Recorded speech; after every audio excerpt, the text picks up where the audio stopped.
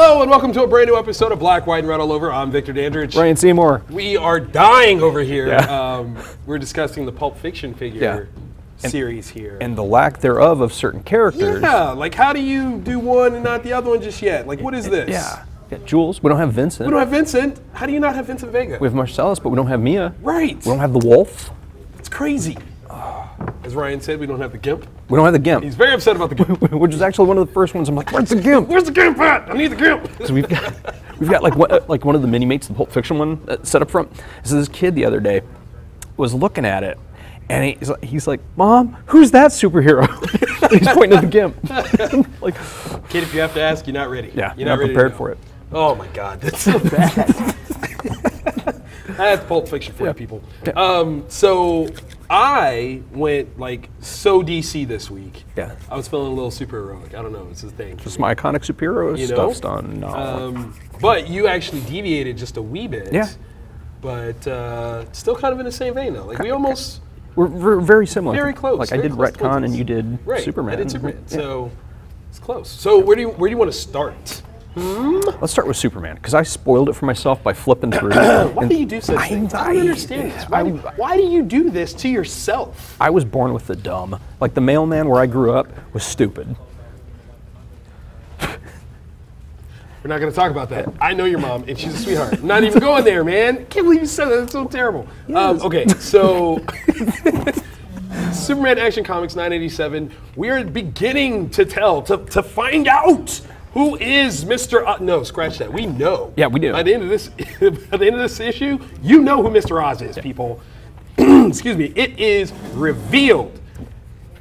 I'm not telling. Yeah, I'm not telling. Don't flip through. Yeah, because no, it's don't. like there's one page that's just like here and ta-da, Mr. Oz. I don't know why they call him Oz though. Right? That's the thing that's messed me up. Because no, even that might be spoilers to say who it's not. Yeah. So it's like you just can't say anything.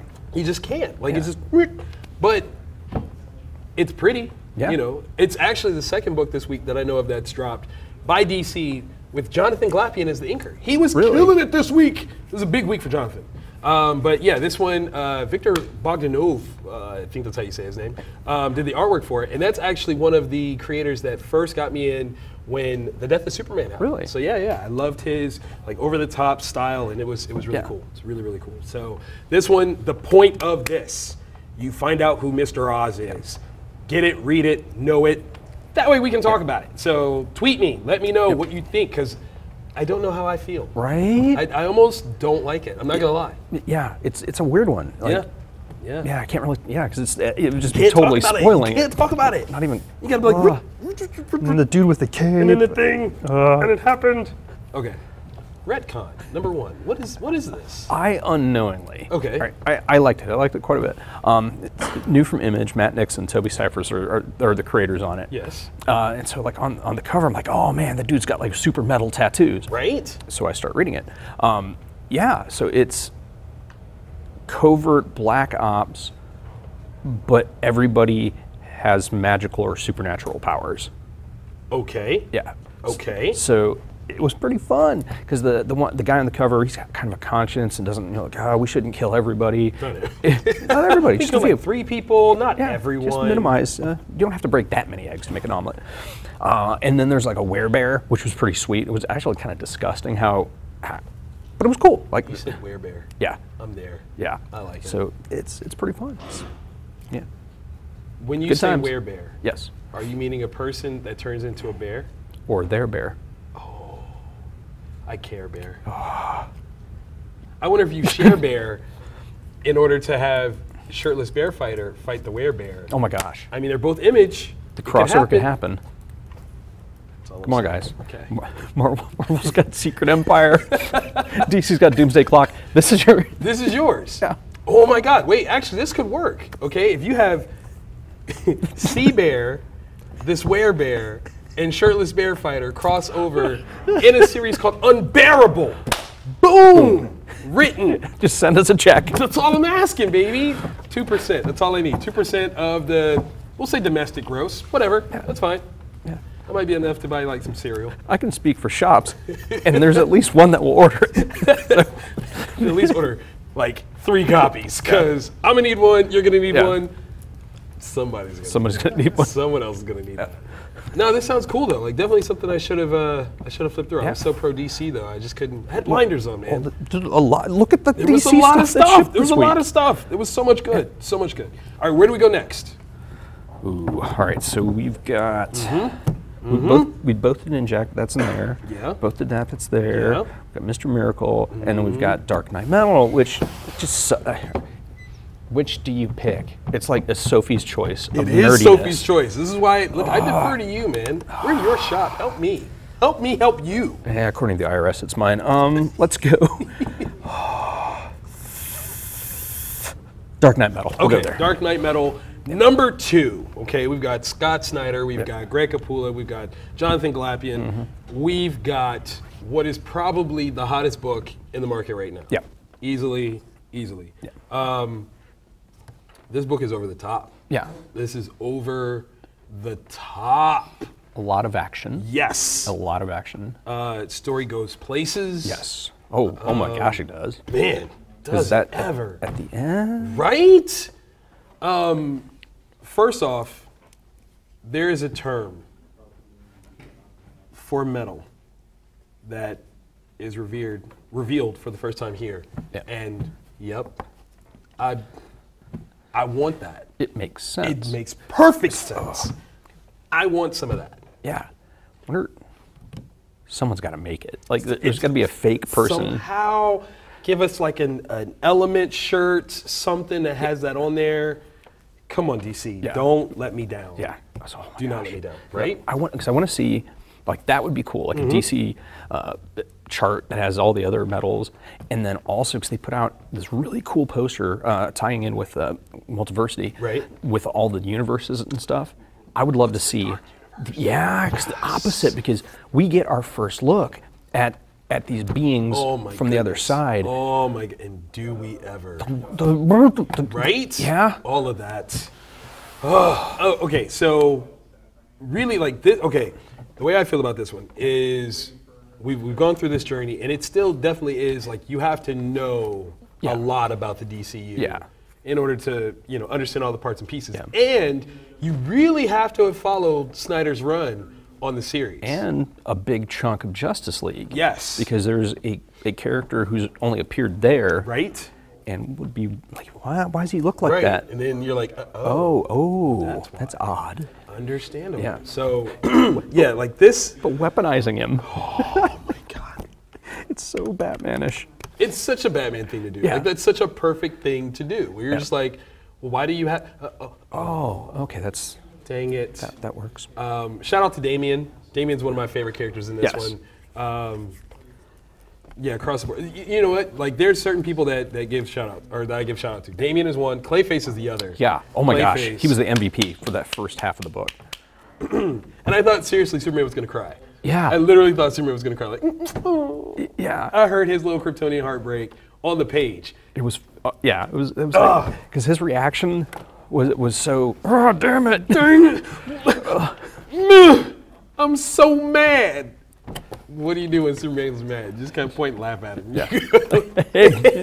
Yeah, big guy. Aw. Tia. Kryptonian wimp.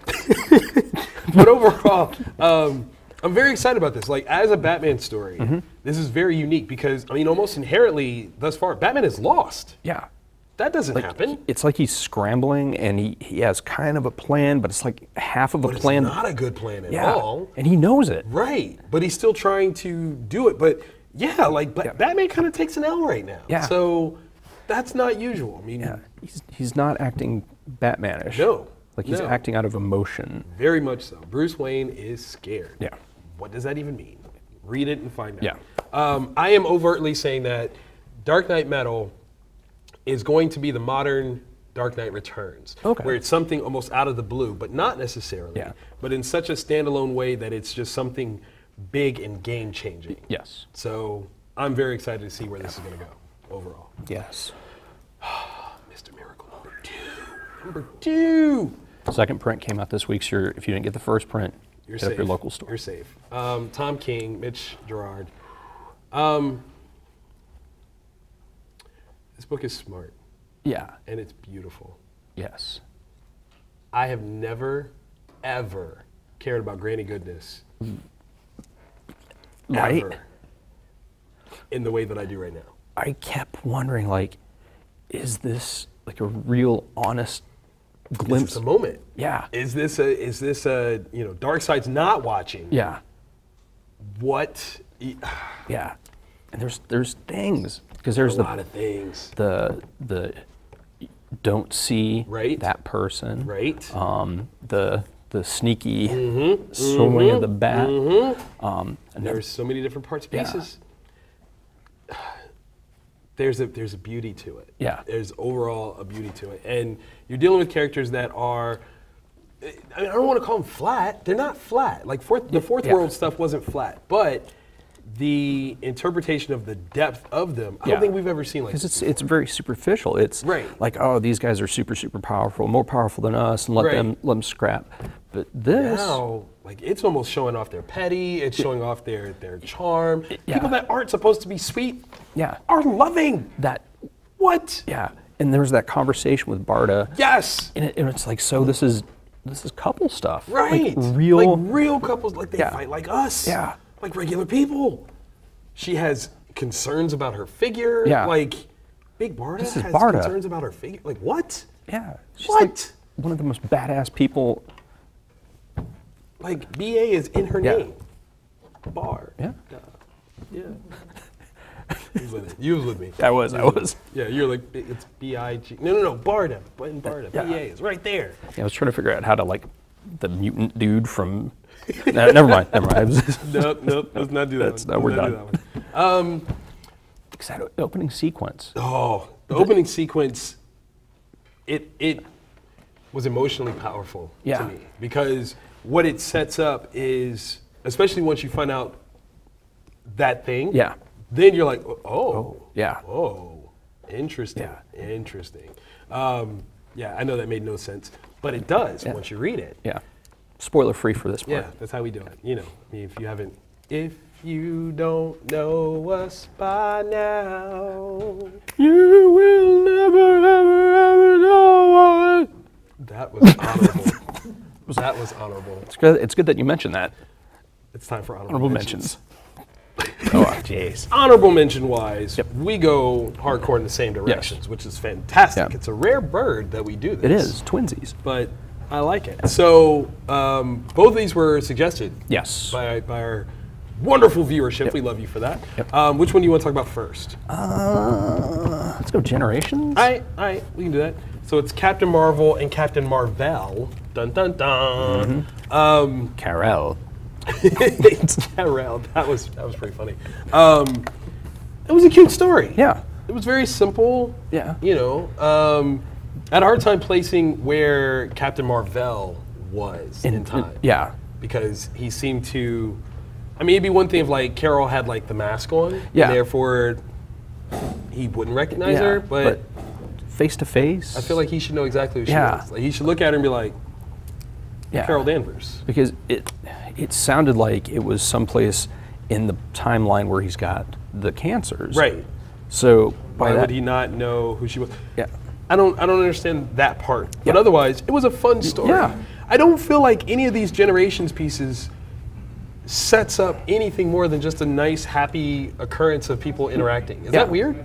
No, I'm pretty sure that's what they're doing. Okay, because I thought it was supposed to actually like initiate something. Yeah, usher in the Legacy one shot. But no, it's just like I see no usher. There is no US. HER RAYMOND. Hey, if you know that song, sing along with me. No, I never felt like there was anything that went along with that. So I always was confused. Like, these one shots are cool, but not leading anywhere. Yeah. Except for, I want to see like the Thor one. Right. I want to see where that leads. Yeah. Like, come on. But yeah, you could do an entire series with that one, like Thor and Thor in the past. Make it happen. Make it. So yeah, this one was cool though. Yeah. I did enjoy it. It was sweet. Yeah. It was very sweet. Get to watch Annihilus get annihilated. Yeah, that's always fun. Yeah. Ninjak though, I adored the storytelling of this. Yes, Matt Kent. Yes. Now, okay, so it wasn't until like midway through that I realized that maybe the storytelling you read all of the top and then the bottom, Yeah. I was splitting it up. Oh, that would have been confusing. But it wasn't confusing. It was actually like this really cool pacing of things. Like it was telling two stories at once. It's a great jumping on point. It is a great jumping on point because I never read Ninjak. Yeah, I mean that's one of the things that the Valiant universe is so tight, so well put together that it can be sometimes difficult to jump in. Super impenetrable. Yeah. But having stuff like this actually helps you get an understanding of what the character is all about, how they're about. Yeah, how they got here, bullet pointed. Yeah. And a whole lot of people get ninjacked. Murdered. Yes. Like ninjacked. Yeah, they did. They got ninjacked up in this piece. Yeah. He might actually be like my next favorite like Valiant title. Like I've been loving EXO, and you know I know Bloodshot's coming, but there's something about Ninjak that seems kind of cool. Yeah, it's not just this like, martial arts book. No. Like it's super spy. Right. It's violent. It is not. It is for grown-ups. Yes. This is not just whimsy and last minute saves. No, people get their faces cut off. Yes, and repeatedly. Yeah, and just is there anybody that? There's nobody in the book except for Ninjak that lives. Right. It's hardcore. Like seriously, when you're like, Ninjak actually killed everybody. Yeah. The only person he didn't kill was himself. Yeah. And that's because he continues the series. Yeah. And I felt bad for the person on the other side of the phone because he could kill them too. I feel like it's just a matter of time. Yeah. It's just a matter of time. Yeah. Shout out to David Mack for this cover. Yeah. This is sexy. The whole negative space use is so good. Watercolory. It's so pretty, man. Like, how do you not love this? Yeah. Valiant's getting top talent to Right? do top talent stuff. And it's phenomenal. And look, on the back, we got the ad, Ninjak #1, Christos Cage. We got Tomas Giorello, maybe? I believe so. How you say that? It looks good. It looks really good. You get to see a little bit of it in the actual back of the book. Yeah. So again, as a jump on point, this is telling you the goodness. Yeah. This is telling you what's coming. Yeah. Shout out to Valiant, man. They're doing it. Yeah. They are doing it. I'm telling you, we're about to, instead of big two, we're about to have like top 5. Yeah. We're about to have top 5 companies. Marvel and DC may retain their spots within it, but Valiant is definitely one. Aftershock is definitely one. Image, of course. Yeah. I'd like to see more from Dark Horse. Not gonna lie. Like they've kind of calmed down. Like they've got their Titan style properties, but Titan is challenging them on the property front. So we will see. We will see. This is good stuff. This is good stuff. Again, we've got some time off between now and the next Wizard World show, but definitely if there is a Wizard World show that you're going to, use code BWRA, save 10% off. I mean, that's not bad. You can't go wrong with that. I got to hang out with Stan Lee last weekend. It wasn't planned. It was not planned at all. It sucks. I hate you. You're a butthole.